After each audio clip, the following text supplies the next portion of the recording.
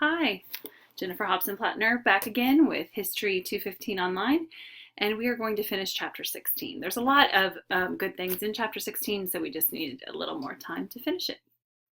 Okay, so I will take you to the PowerPoint. We were talking about Johnson's impeachment. Interesting, he is the first president ever to go through the impeachment process, and he only kept his job by one vote.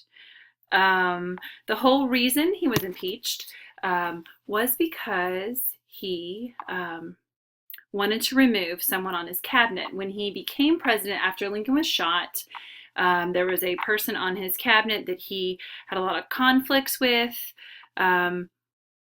I believe it was a Secretary of War, Edwin M. Stanton. He was more of a radical. When Johnson became president, it did some of the background research I did. Johnson wanted his whole cabinet. He wanted it to stay when he came into office, and then he wanted to remove one, and there was a law that was passed, and he tried to fire, Stanton. And then when they said you can't fire him because the law says you can't be fired from the cabinet without Congress's approval, we find that he asked him to resign. So that's when the impeachment process began. And this is a trend that is taking place where the president does not have as much power as they did before Lincoln. The president held more power. So this is where the Congress and the Senate were vetoing and having more power than the president, making it even out and that sort of thing. Okay, so that's the impeachment. He did not get impeached, but it was very close, and he was the first president that this happened to. 15th Amendment prohibited any state from denying citizens the right to vote on the grounds of race, color, or previous condition of servitude. However, it did not include gender, or females were not included. Right, you have the impeachment of the president.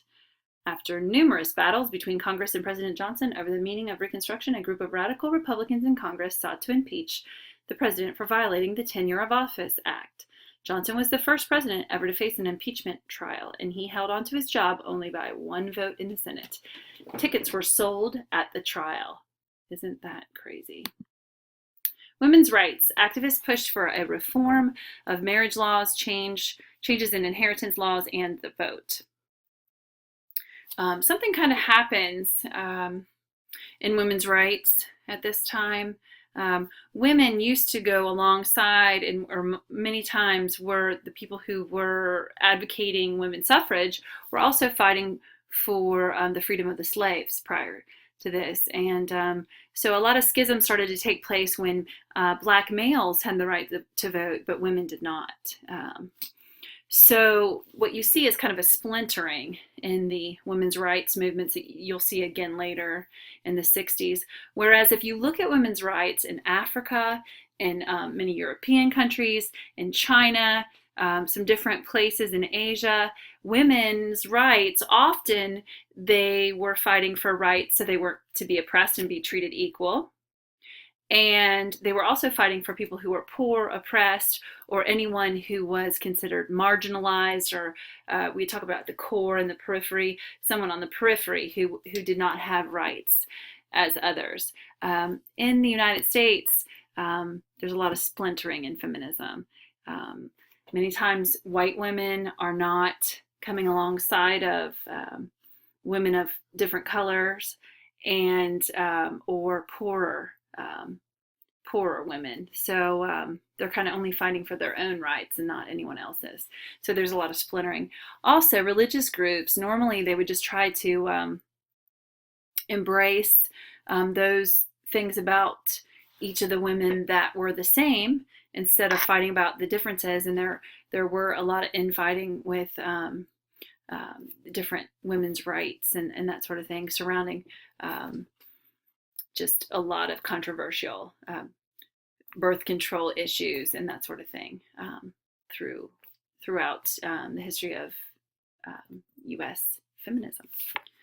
All right, so we have women's rights, and we have a new journal, which is called The Agitator. Activist women were pushing for these reform marriage laws, changes in inheritance laws, and always the vote. Why was this a big deal? This was a big deal because women, when they got married, were viewed as their husband's property, and anything they had, whether it was an inheritance, their husband was in charge of. And so they were trying to change this at this time. Also, when the husband died, the wife didn't automatically get the property. Oftentimes that went to the oldest son or directly to sons. So there was a lot of things to make equality, to make it equal even at death when you're a widow. And that sort of discussion really was heated because women were not really seen as a human being, but just as mere property after marriage.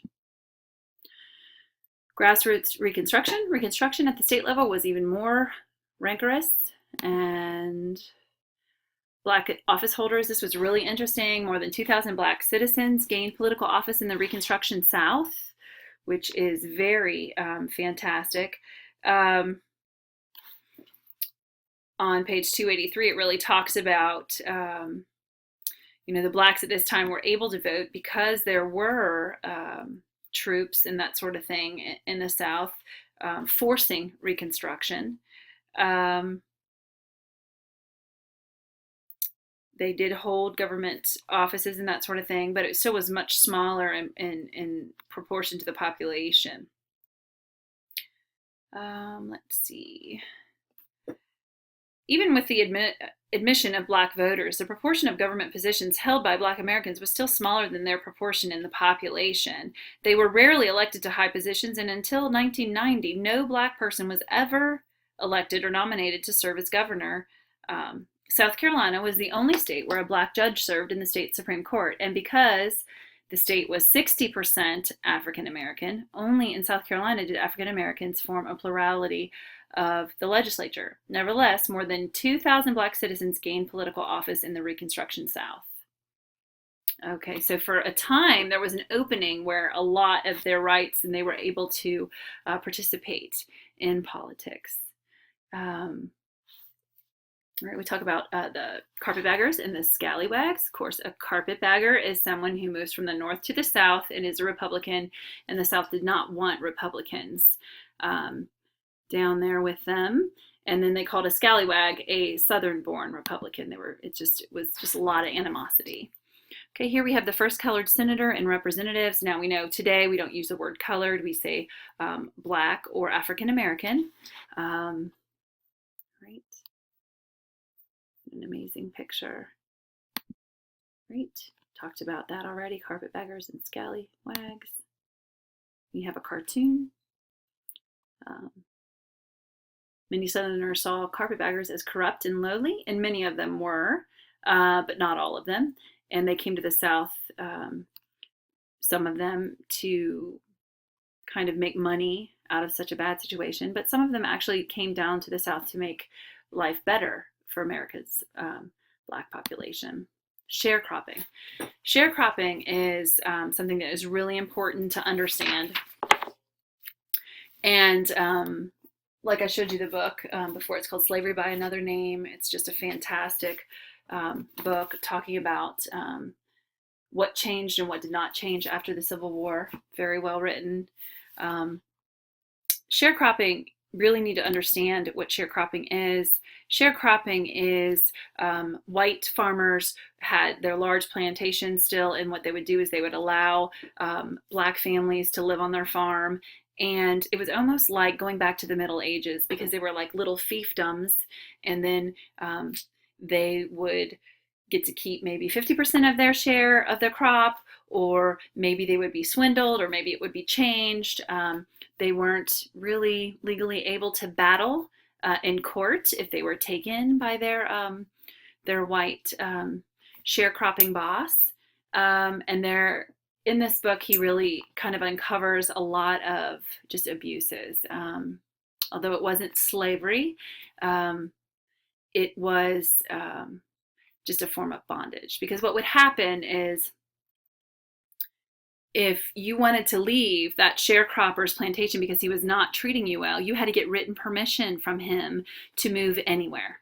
So if your boss was maybe raping your wife or abusing her or hitting her, which these things did happen, and there are evidences of such abuses. You couldn't move. You couldn't do anything. He could just kick you out. You'd be destitute in town, and then you would be arrested for not having a job, put in jail, and then they had a lot of prisoner work camps, but they were not getting their prisoners based on breaking the law. They kept making up these laws, which were called the Black Codes. So these laws, we are going to read them this week. They're just absolutely insane. You know, you have to have a pass, almost like a hall pass, for any activity within town. And if you don't, you can be arrested. If a group of blacks get together without a permit, they can be arrested. They were doing whatever they could to put the chains of oppression and hierarchy back onto these free black men and women. And even though it was not slavery, it was slavery by another name. So you couldn't leave that sharecropping system unless you had a written permission from your boss. And if he was very unkind, he would not. And then if you tried to leave, like I said, you could be arrested for not having a job. So there's really no mobility for them. And these Black Codes got more and more, took away their rights to the point that only 2% of blacks in the South were able to vote, because you had to take like a reading test, and it was all kinds of trick questions, and a lot of times they would just mark it wrong. There could be 3 right answers, and they just would mark it accordingly. Rosa Parks, who was an educated woman, actually I believe she failed some of the Black Codes tests before the civil rights threw them out. I believe she failed them 2 to 3 times before she was able to vote. So only 2% of the black population, after the troops were removed from the South, were able to vote in the South, and that is not freedom politically. Okay, so sharecropping sounds really nice, but it is not a good system.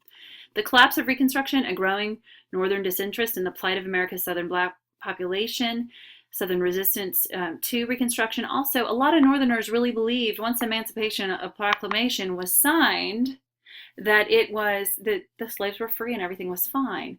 But again, you can free the slave, but you still have the slave owner. Now there was a story that Douglas Blackman shared with us in the history. He came to the Freedom Center actually, and he was at a conference. There was a story he shared with us where any letter you write to the president is actually in the archives, the National Archives, and he was in the National Archives reading these letters, and he found a letter. I believe it was from a sister, where some black Southern farmers needed some free labor. So they went and they just kidnapped her brother off the front porch of her home. I want to say it was Alabama.